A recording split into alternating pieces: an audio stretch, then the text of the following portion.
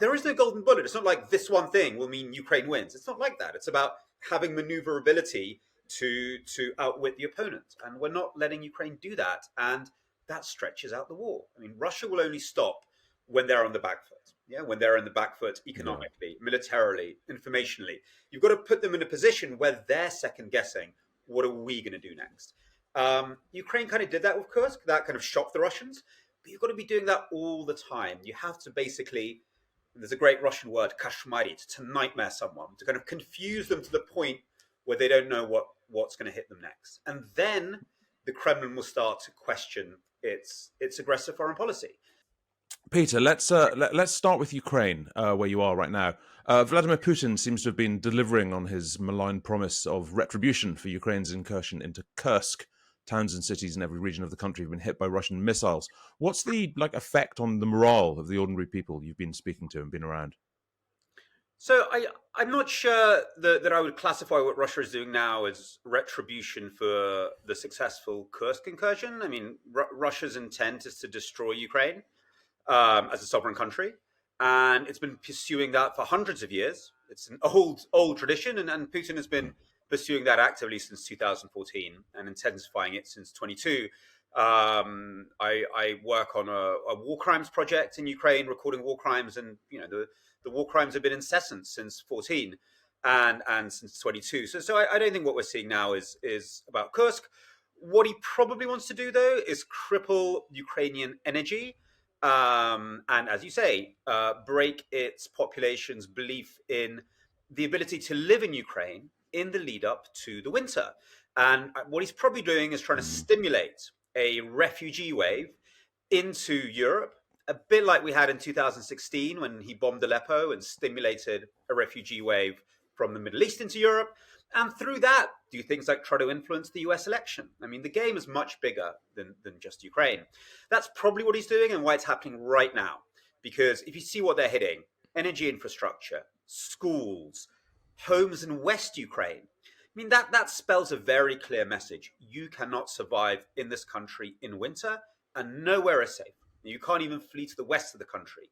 That will be hit. Yeah, I mean, right over by the Polish border, we've been hearing all the way over. Yeah. Exactly. And that's a very clear message. That's basically saying when winter comes, and that's coming very soon, your electricity won't work, and you can't survive, or it's very hard to survive in a country like Ukraine, where temperatures drop to -10, -15, without electricity and without heating.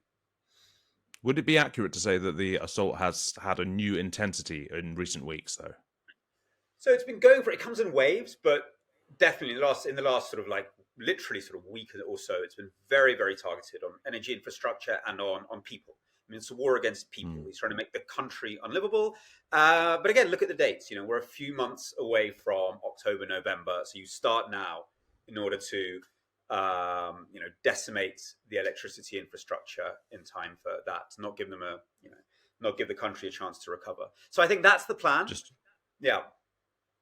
Just to render the winter sort of unlivable. There've been reports we've seen quite a lot of the in the press of Iran sending missiles to Russia and other dictatorships, including North Korea. Are Western democracies, do you think, responding vigorously enough to what looks like a whole sort of axis now ranged against Ukraine? I mean, we're not responding vigorously enough. Full stop. We've had sort of there's more and more evidence of what people kind of knew anyway, that China was providing important technology to Russia to keep its sort of important military tech going. And now, as always, so Russia likes to just push things forward. You start with Iranian drones. Now there's talk of ballistic missiles. It's just upping it and upping it and upping it.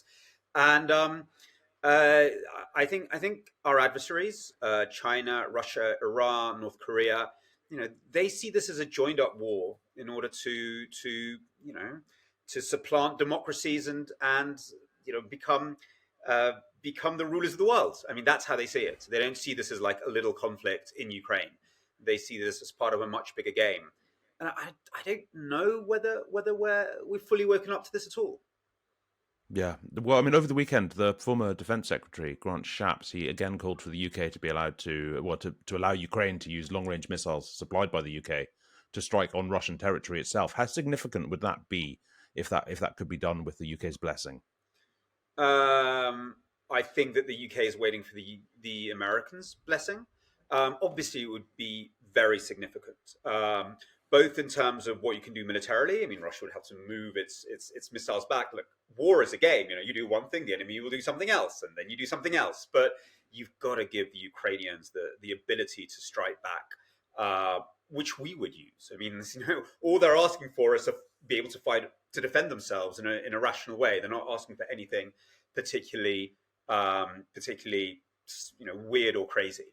And by kind of forcing them to fight with one hand behind their back, it's putting them onto the endless defensive, and then sending them a message to Russia that it's safe to sort of raid Ukraine at its own convenience. I mean, you can't fight wars that way. There is no golden bullet. It's not like this one thing will mean Ukraine wins. It's not like that. It's about having maneuverability to outwit the opponent, and we're not letting Ukraine do that, and that stretches out the war. I mean, Russia will only stop when they're on the back foot. Yeah, when they're on the back foot economically, militarily, informationally. You've got to put them in a position where they're second guessing, what are we going to do next? Ukraine kind of did that with Kursk. That kind of shocked the Russians.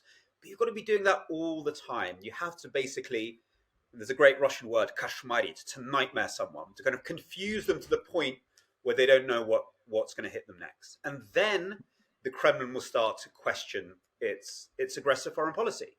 But at the moment, we kind of do the opposite. We make it very easy for them.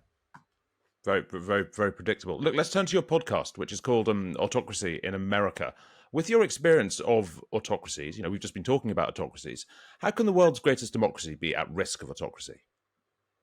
So what's been revelatory for me making this podcast, I'm quite new in America, was sort of dipping into America's past. There's actually a very, very long and deep autocratic tradition in America. And I mean that literally. Often at the state level, we look at Huey Long, who was known as the first dictator born of American soil. That's a misquote by some famous writer or other, who governed Louisiana in sort of in the lead up to the Second World War in a way that is textbook authoritarian. So look, firstly, there is a history of this inside America, not even looking at the history of racism and slavery and, that bit of sort of non-democracy in America. There is an authoritarian tradition right at the heart of American history that's always been there, always been trying to burst through, and which, America's democratic instincts have always struggled to cope with. So firstly, this isn't new. Secondly, look, I think we always think about autocracy arriving in these very melodramatic forms. Stormtroopers charging down the streets and seizing power. It's not like that. We're really talking about a sliding scale where democracies eroded piece by piece. And in the podcast, we look at these they're like mold in the American system, which reminds us a lot of the growth of authoritarianism in other countries. We look at Hungary and Poland, Russia, and so on, Venezuela, which also seemed, in the case of some of them at least, as very solid democracies. And it's really about spotting these things which you might even not notice. And we look at sort of how the courts are being perverted away from their mission to deliver justice and made into political weapons. We look at how easy it is to take over something like the tax office, and get the tax office, the state tax office, to go after your political opponents. Again, classic thing that we see in authoritarian-leaning countries, and which is possible in America and might already have started now, and it was definitely used by people like Nixon, by the way. So it's all about spotting these tendencies. How do they react in the land of the free to a relatively recent newcomer coming along and describing their country in these terms?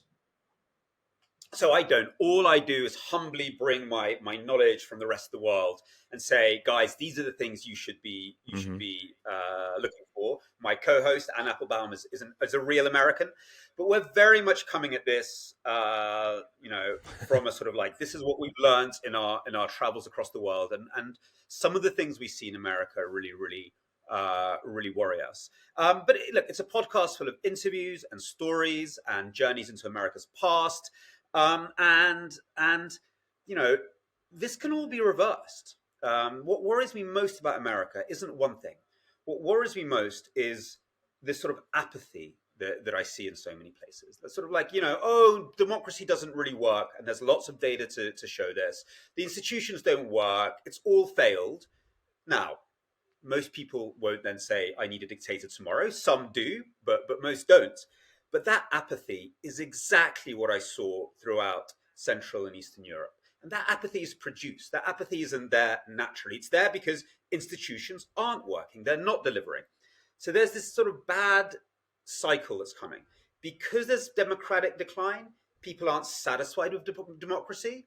But instead of sort of demanding more democracy, they start either not caring or looking for alternative solutions. To the leader who says that I will solve everything overnight. Just give me absolute power. That's a very dangerous cycle. And that can just get worse and worse.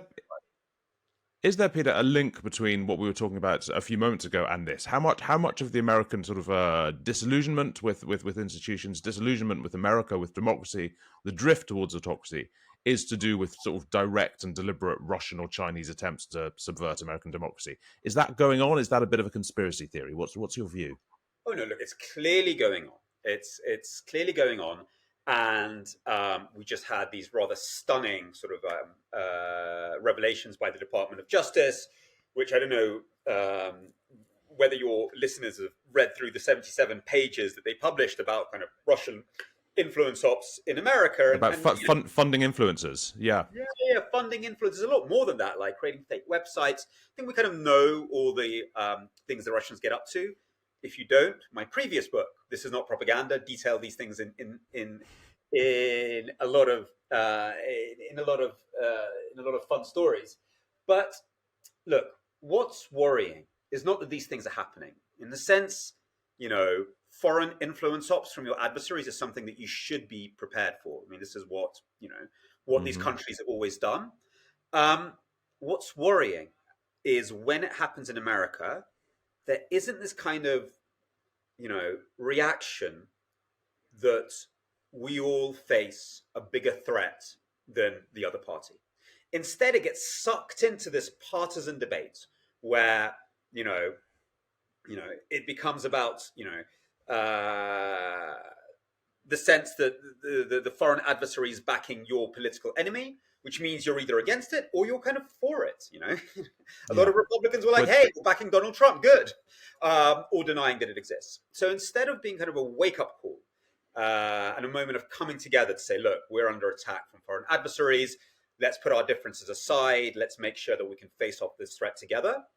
Instead, it becomes part of this, vicious partisan debate, which is all about kind of destroying your political opposition, but also living in a separate reality from your opposition. Well, bearing that all in mind, there does seem to be this sort of growing trend among, certainly, maybe on the fringes of republicanism, of sort of a new sympathy with Russia and a hostility towards Ukraine, particularly in the frame of this war. In that light, what did you make of Vladimir Putin last week saying that he wanted Kamala Harris to win the election? Is that just basic trolling, or what is that? I mean, I think if we look at the history of what Vladimir Putin says, it's not always entirely accurate, and it usually has a purpose of trolling, subverting the enemy. I mean, he also said that he wouldn't invade Ukraine, that he had absolutely no problems with it. Sorry. He also said that he wouldn't invade Ukraine. He also said that he would have absolutely no interest in killing the Skripals on British soil. I mean, I think you're pretty sure that when Vladimir Putin says something, the opposite is true. Yeah, I think that's fair. So look, you're in Ukraine at the moment. Before I let you go, tell me a little bit about what the mood's like on the street at the moment. Is there great trepidation about the winter to come? Are people feeling steadfast? Are they feeling particularly frightened? What's the mood like at this stage in this sort of horrendous conflict? So there's always been a clarity here, even on incredibly tragic days like we've had this week, where we had over 40 students killed in an attack on a university, where we had this horrific bombing in Western Ukraine. That it was just, these things kind of happen every day, but this one was really, really horrendous because A, it was in a city that doesn't get hit usually, and B, I don't know if you saw it, like a man and his family's home were hit, and the wife and the three daughters died, yes, and he survived. And there was just something in in the tragedy of that, which I think struck everybody in the country. Even though, to be clear, things like this are happening every day, but sometimes one event really sharpens it. So one lives within this tragedy, but at the same time, life goes on. So people are sending their kids to school, universities are starting, people get on with their lives, businesses are opening. I'm at a poetry festival in Chernivtsi in the west of Ukraine called Meridian Chernovitz. So there's a poetry festival happening. Actually, there's a boom in literature as people look for ways to sort of deal emotionally with the conflict. So life goes on, and because it's always been about either total subjugation by an imperial enemy or survival, there's always been total clarity here about the stakes. That's always gone hand in hand, the sheer tragedy and trauma and a total understanding that we're fighting for our survival.